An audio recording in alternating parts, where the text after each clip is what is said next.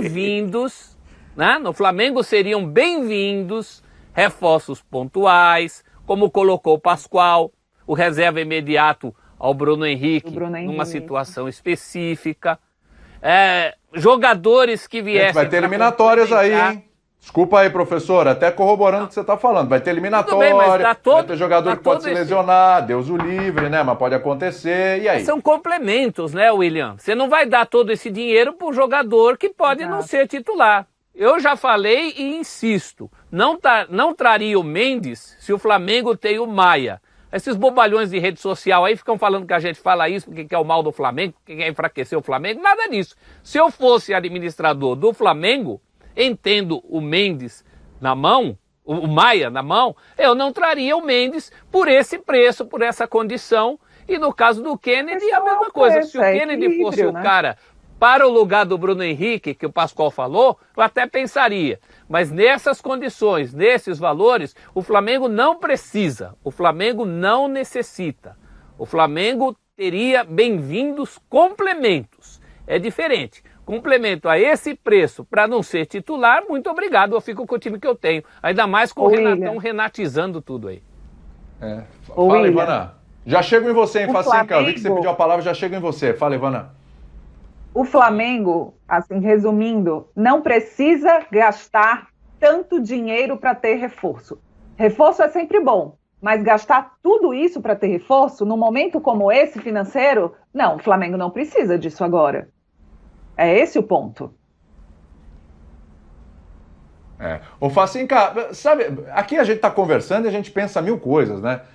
Parece que ele deu uma esnobada, porque assim, ele foi lá, eu vou trazer o Thiago Mendes e o Kennedy. Aí novela, conversa, papo, bababá, bababá, bababá. Chegou num ponto que o Braz, para não dar o braço a torcer, se aí não precisava tanto esforçar, também nem queria. O time tá bom pra caramba e tal, o famoso também nem queria, apesar de vocês aí.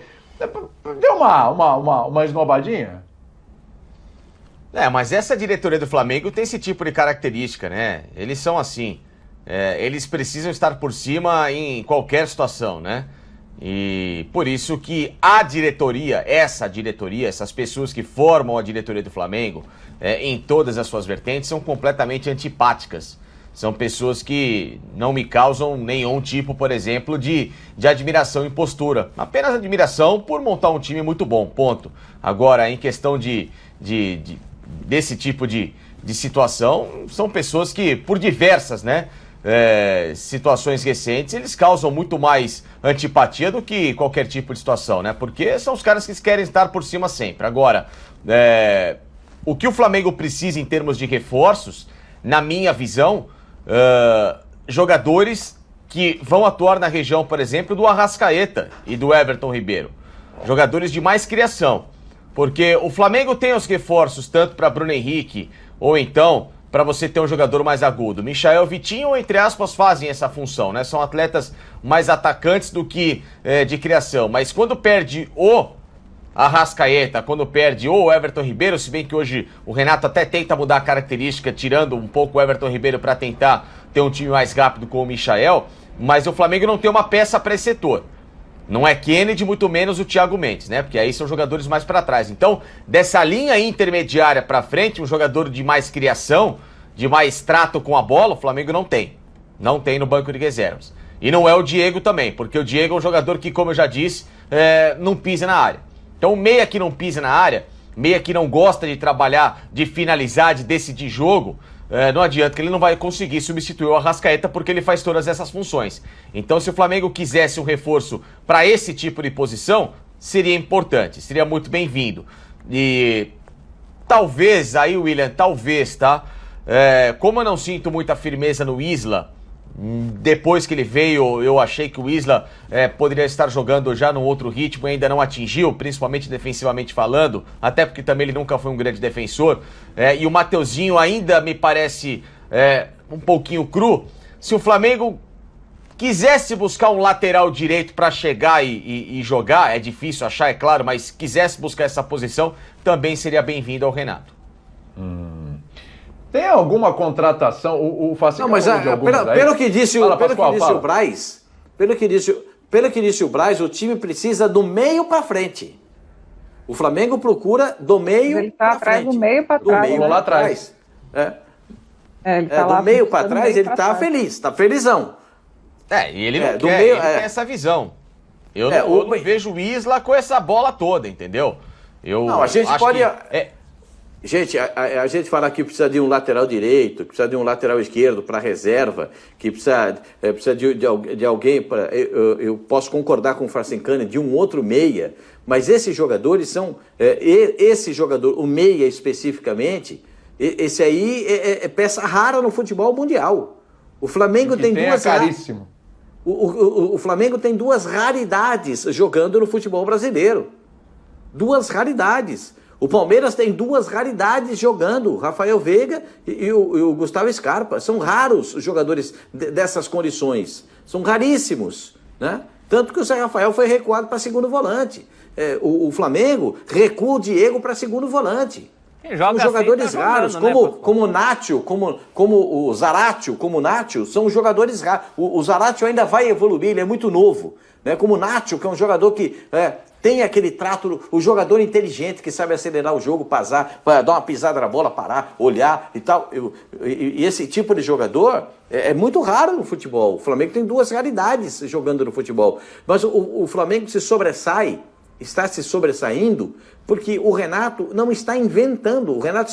O Renato só está deixando a correnteza levar. E ele é muito esperto nisso. A correnteza está levando, mas eu estou consertando. O cavalo... Sabe, eu uso uma imagem turfística. O cavalo está muito na liderança do páreo, mas